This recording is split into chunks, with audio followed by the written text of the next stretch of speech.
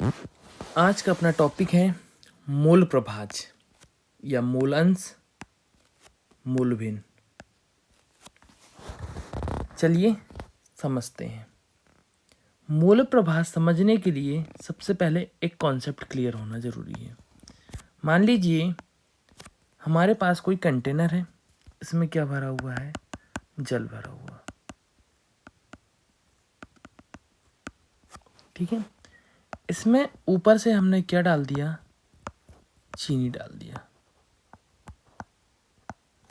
क्या था हमारे पास? यहाँ जल था।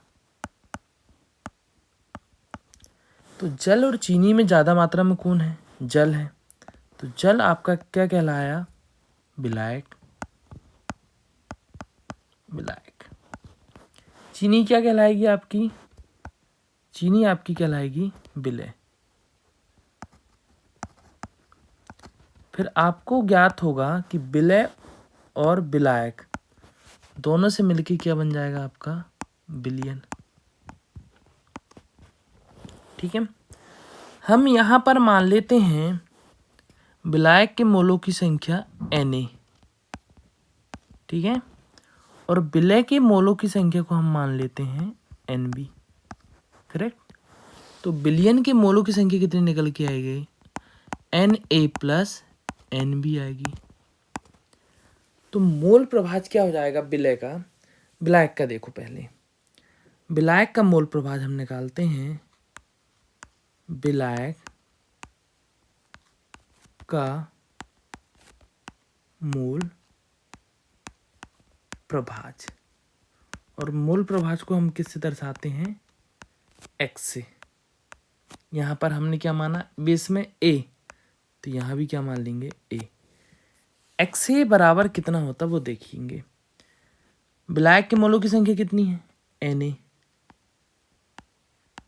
और विलयन के मोलों की संख्या कितनी है? Na plus Nb। तो विलायक का मोल प्रभाज क्या हो जाएगा? ये हो जाएगा विलायक के मोलों की संख्या व विलयन के मोलों की संख्या का अनुपात क्या कहलाता है? विलायक का मोल प्रभाज। रिपीट कर रहे हैं हम फिर से।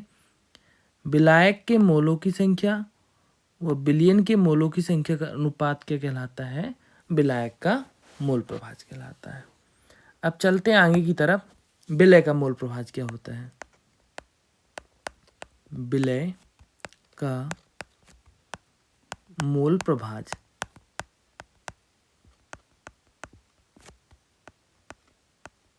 मोल प्रभाज इसको दर्शाते हैं XB बराबर। देखिए क्या हो जाएगा यहाँ पर? इसके मोलों की संख्या कितनी है विलय की? NB बटे में विलयन के मोलों की संख्या Na प्लस Nb। परिभाषा इसकी सेम हो जाएगी। ऊपर क्या है? विलय के मोलों की संख्या और विलयन के मोलों की संख्या का अनुपात क्या कहलाता है? विलय का मोल प्रभाज। अब निकाल लेते हैं हम किसका? अब निकालते हैं हम विलयन का मोल प्रभाज। विलयन का मोल प्रभाज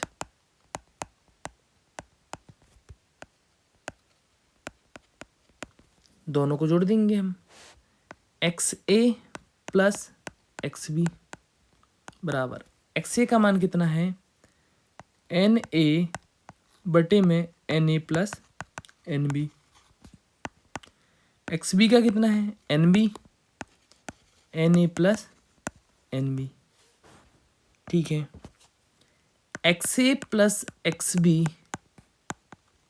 बराबर दोनों का लघुत्तम लेंगे हम दोनों का, तो क्या आ जाएगा? XA plus XB, sorry Na plus Nb। ऊपर भी क्या आ जाएगा? Na plus Nb। क्या होगा? दोनों सेम आ गए तो क्या हो गए? कैंसिल। तो XA प्लस XB बराबर कितना निकल के आया? 1।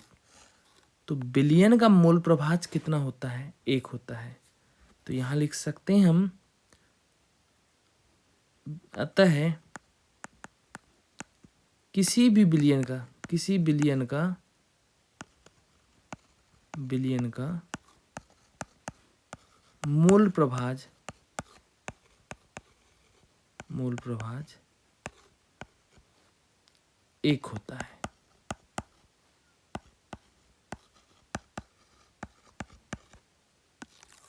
तो हमारा प्रश्न हल होता है।